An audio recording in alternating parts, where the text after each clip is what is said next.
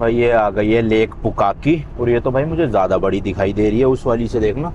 हालांकि बारिश की वजह से थोड़ा सा मौसम वो हो गया है, आगे धुंध धुंध सी है। और भाई काफ़ी बड़ी लेक है ये भी। अभी फ़िलहाल एक लुकआउट पॉइंट है 15 मिनट की ड्राइव पे यहीं से, तो वहाँ जाके रोकूंगा, वहाँ दिखाऊंगा आपको अच्छे से। बट यार माउंट कुक तो दिख ही नहीं पाएगा अगर ऐसे ही धुंध चढ़ी रही।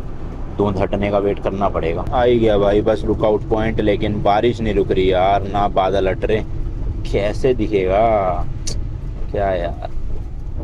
तो इस नाम है इसका पीटर्स लुकआउट, ये देखो लिखा हुआ है। और यहाँ राइट साइड में लेना है अपन को बस।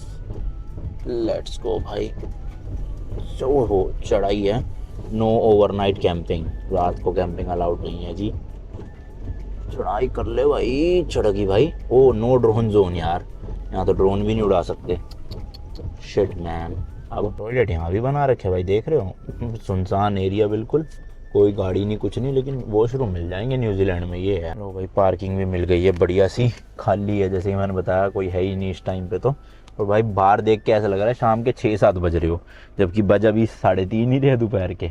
तो ये काले बादल जो है अगर हटे तो ढंग से हम भी लेक देख पाए। ये देखो सामने। खैर ड्रोन तो वैसे भी नहीं उड़ा सकते, लिखा हुआ है नो फ्लाई जोन। थोड़ा बारिश रुकने का 5-10 मिनट वेट करते हैं फिर बाहर निकलते हैं। तो भाई चलो लेक पुकाकी के बारे में बात कर लेते हैं। और ये वाली लेक भी ना सेम ग्लेशियर पिघलने से ही बनी हुई है, लेकिन इसके एरिया की बात करें तो भाई लगभग 178 स्क्वायर किलोमीटर में फैली हुई है। पिछली वाली से ऑलमोस्ट डबल है भाई ये, तो इसलिए मैं कह रहा था काफी बड़ी लग रही है।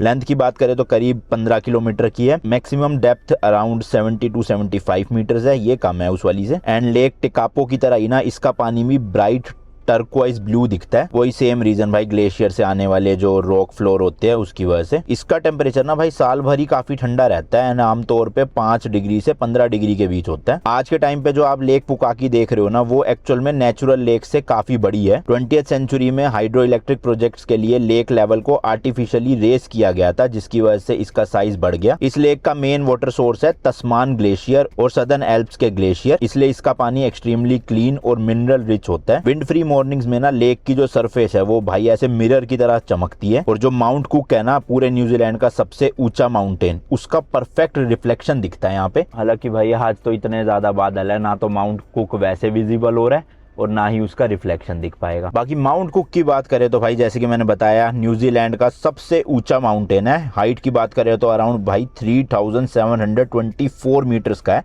या 12218 फीट। माउंट कुक ना सदर्न एल्प्स माउंटेन रेंज का एक हिस्सा है। माउरी लैंग्वेज में ना इसका नाम आउराकी है, जिसका मतलब रफली क्लाउड पियर्सर होता है, यानी कि बादलों को चीर देने वाला। इन माउंटेन्स के आसपास ना न्यूजीलैंड का सबसे बड़ा ग्लेशियर भी है, जो तस्मान ग्लेशियर है, जहां से ये पानी आ रहा है इस वाली लेक में। इस माउंटेन के समिट पे यानी टॉप पे पूरे साल भर स्नो रहती है, इवन भाई गर्मियों में भी। 1991 में ना एक बड़ा रॉक स्लाइड हुआ था और आइस कोलैप्स हो गई थी, जिसकी वजह से इस माउंटेन की हाइट ना भाई लगभग 10 मीटर से कम हो गई। और माउरी लेजेंड के मुताबिक ना ये माउंटेन ना एक एंसेस्ट्रल फिगर था जो पत्थर बन गया और माउंटेन में ट्रांसफॉर्म हो गया। समिट पे टेम्परेचर भाई विंटर्स में -20 डिग्री से भी नीचे गिर जाता है। और ये माउंटेन भाई इतना ज्यादा आइसोलेटेड लगता है कि क्लियर वेदर में कई जगह तो 100 किलोमीटर से ज्यादा दूर से भी देखा जा सकता है। और इसकी आप भाई शेप देखोगे ना, कई इंडियंस ऐसा मानते हैं कि जो माउंट कैलाश है ना वैसा दिखता है ये थोड़ा सा। बाकी आपकी क्या राय है इस बारे में नीचे कमेंट्स में बताना मुझे। और इंटरेस्टिंग फैक्ट भाई, जो माउंट एवरेस्ट पे सबसे पहले चढ़ने वाले शख्स थे सर एडमंड हिलरी, वो माउंट एवरेस्ट की चढ़ाई करने से पहले ना इसी माउंटेन पे आके जो है वो ट्रेनिंग करके गए थे अपनी। भाई बारिश रुकने का नाम नहीं ले रही और मुझे नहीं लगता कि ये बादल हटेंगे जल्दी से, तो निकलते हैं यहाँ से। मैंने वैसे ऑनलाइन ड्रोन शॉट्स वगैरह निकाल लिए होंगे इस लेक के और माउंटेन के, और आपको बी रोल्स में दिखा दिया होगा। सिमिलर सी लेक है, बस उस वाली से थोड़ी सी बड़ी है,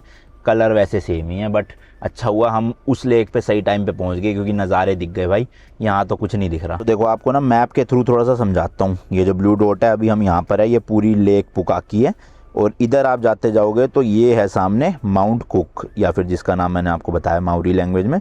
तो बेसिकली ये जो रोड जा रही है ना, पूरी जूम करके देख लो, ये ऐसे रोड माउंट कुक की तरफ, तो एक साइड इसके लेक पुकाकी पड़ती है और दूसरी तरफ माउंट कुक। इसे बोलते हैं भाई हाईवे 80। ये बहुत ही सीनिक हाईवे है, बहुत ही खतरनाक लेवल का। जब भी नई गाड़ियों का लॉन्च होता है ना, तो उनके जो प्रमोशन शूट होते हैं या एडवर्टीजमेंट शूट होती है वो इसी रोड पे की जाती है। इतना सीनिक व्यू है।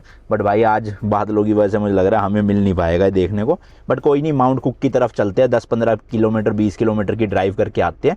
आना वापस यहीं पे है, क्योंकि यहाँ से क्वींसटाउन जो है वो मतलब इधर निकलेगा, यहाँ से लिंडिस पास करके है एक जगह, उसको क्रॉस करके, और जो वो हाईवे 80 है वो इस तरफ है, तो थोड़ा अपोजिट जाना पड़ेगा 10-15 किलोमीटर। बट कोई नहीं भाई, देख के आते हैं। अगर लगेगा कि नहीं है अच्छा, मतलब दिख रहा साफ साफ, तो घुमा के वापस आ जाएंगे। ठीक है जी, चलो। तो आज भाई ये कैंपिंग एरिया होता, मतलब कोई कैंप साइट बनी होती पावर्ड वाली, और वॉशरूम वगैरह अच्छे से साफ, तो मज़े आ जाते यहाँ पे। मतलब वो सुबह का सनसेट देखते टाइम क्या नज़ारे मिलते लेक पुकाकी के।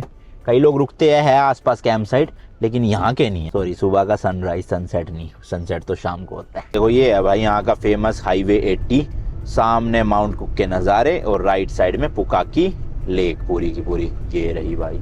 तो रोड तो अच्छा बना हुआ है, बट वही एज यूजुअल न्यूजीलैंड के सारी सड़कों की तरह सिंगल ही है भाई, सिंगल रोड इधर से, सिंगल रोड उधर से, और लोग नहीं दिख रहे इस टाइम पे यहाँ पे।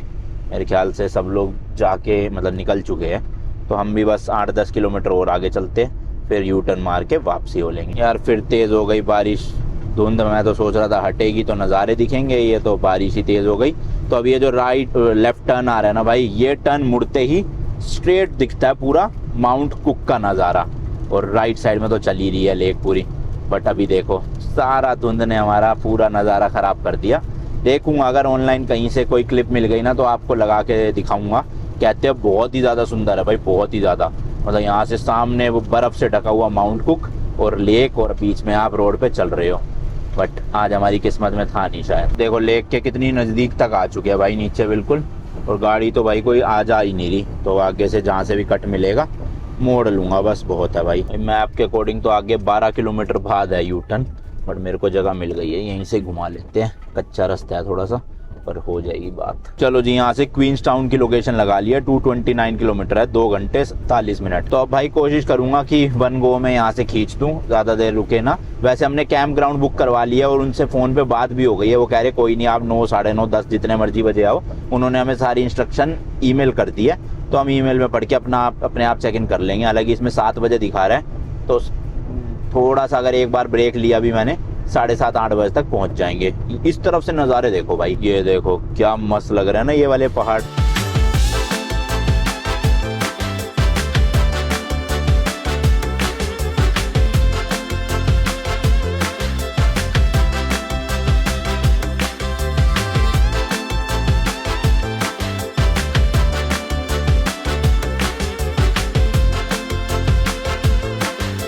भाई क्वींसटाउन अभी 106 किलोमीटर बचा है, और बारिश तो सही में रुकने का नाम ही नहीं ले रही, आए जा रही है।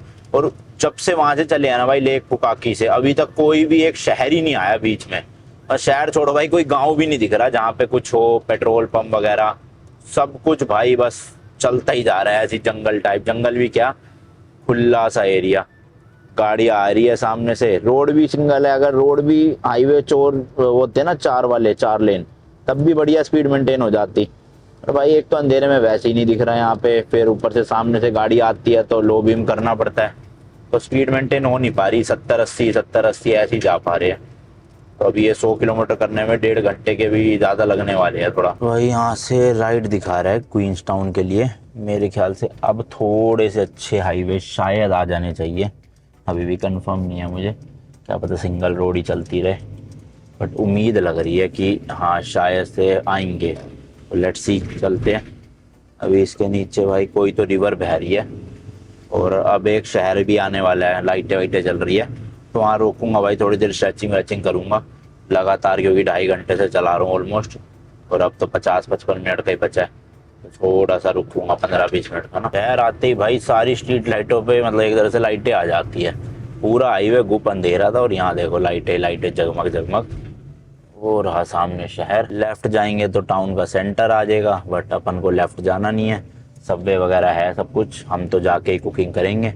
तो मैं बाहर से निकाल के ले जा रहा हूँ, शायद ये क्रोमवेल करके कोई शहर आया है, ये तो शायद तो वही है। लगाता हूँ भाई, हाँ देखो ये लिखा ना CROMWELL, क्रोमवेल। तो कहीं पे जगह मिलेगी भाई, लगाता हूँ साइड में जरा। यहाँ तो कैंपर वैन का भाई ये फायदा तो है, जहाँ जगह मिली गाड़ी लगाई, पीछे बेडरूम है अपना, आराम से आके बेड पे कमर सीधी कर ली। तो 10 मिनट करूँगा बस स्ट्रेचिंग रेस्ट, उसके बाद निकलेंगे। पहुंचने वाले हैं, 18 किलोमीटर का सफर रहता है, लेकिन अभी 1 किलोमीटर से पिछले बहुत ज्यादा फोग हो गई है, पूरी धुंधी धुंध भाई, रोड पे कुछ नहीं दिख रहा। और हाई बीम करते तो और ज्यादा ये देखो धुंध हो जाती है, तो लो बीम पे ही चला रहा हूँ। और तो अच्छा येलो लाइट है भाई, थोड़ा फायदा हो रहा है, व्हाइट लाइट में तो बिल्कुल ही ना दिखे। और देखो सामने से वो आ रही है गाड़ी, कैसी से लग रही थी अजीब सी, तो अरे भैया बिल्कुल ही दिखना वो हो गया अब तो। लो भाई लो, काइंड ऑफ क्वींस टाउन वाले एरिया में एंटर कर चुके हैं हम। यहाँ से बस थोड़ी देर में ही मेन सिटी शुरू हो जाएगी, और अपना जो कैंप ग्राउंड है ना भाई, वो भी बिल्कुल सिटी सेंटर में ही है। तो 7 किलोमीटर है टोटल यहाँ से डिस्टेंस। चलते हैं आराम से, अपना कुकिंग शुकिंग करेंगे मस्त। तो भाई सबसे सुंदर शहर क्वींस टाउन में हम एंटर तो कर चुके हैं, लेकिन अभी सुंदरता कुछ भी दिखेगी नहीं अंधेरे में। तो कल के व्लॉग में आप देखना भाई साहब क्यों इसको कहते हैं सबसे सुंदर शहर है ये पहुंच गए भाई हैम्पशायर हॉलीडे पार्क। अब इनके रिसेप्शन के वहां से एक लॉकर लगा हुआ है, उसमें से एनवलप निकालना है बस, और फिर उसमें सारे अपना नक्शा वक्शा दे रखा होगा, वहाँ चले जाना है। ये है भाई लॉकर, इसका कोड दे रखा है इन्होंने, तो खोलते हैं। ये मिल गया भाई, जैसवाल लिख के छोड़ रखा है इन्होंने। साइट नंबर 13 पे जाना है अपने को, इसके अंदर मैप होगा ये पूरा। ये देखो इसमें से 13 नंबर ढूंढ के पहुंचते जरा। देखना ठूसा ठूस भरा पड़ा है ये तो। हमने बुक करा उसके आधे घंटे बाद तो फुल हो चुका था, मतलब वेबसाइट पे।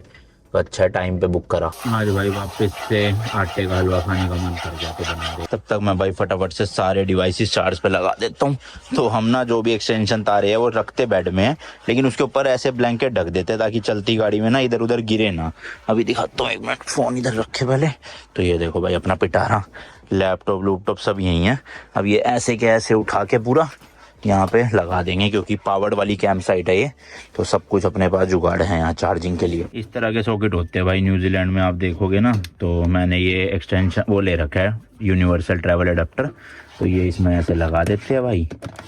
अब इसमें अपना ये कनेक्ट करके सारे डिवाइसेस इसी से चार्ज करता हूँ मैं। लो भाई सारे डिवाइसेस लग गए, drone, mic, power bank, mobile phone, सब कुछ। अब जरा फुटेज ट्रांसफ़र करी जाए, 2 दिन से करी नहीं मैंने ट्रांसफ़र, तो लैपटॉप में करता हूँ।